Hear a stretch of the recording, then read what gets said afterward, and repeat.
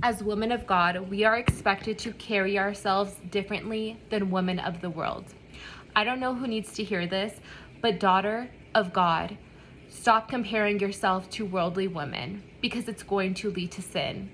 If you try to look like the worldly woman and do what the worldly woman does, you are going to lead yourself to destruction. Daughters of God, God calls us to live faithfully to Him, to dress ourselves in a way that respects the body that He gave us because Jesus is living inside of us. The words that come out of our mouth should be words that glorify God.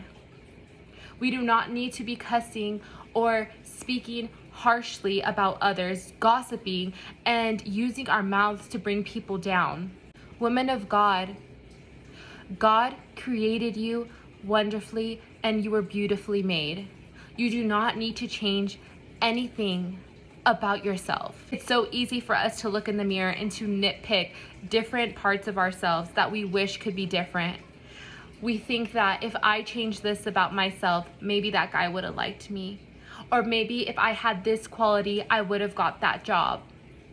But God has you exactly where He needs you to be. There is nothing wrong with where God has you. And there is certainly nothing wrong with the way God made you. See, God knit your personality together to build up His kingdom. Why would you want to change what God created to enhance and glorify Him?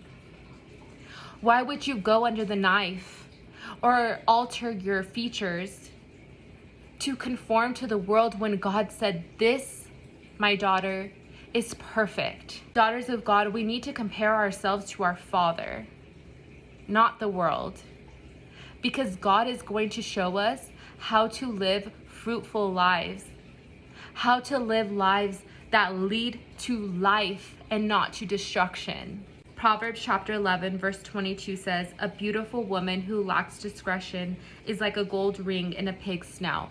It doesn't matter how beautiful a woman is. If she lacks common sense and she lacks wisdom, it is going to take away from her physical attractiveness. Women of God, instead of focusing on how we can enhance our image, let's focus on how we can receive wisdom from God, how we can make wise decisions so that not only are we wonderfully and beautifully made, but our lives are wonderful and beautiful because we follow God and not the world.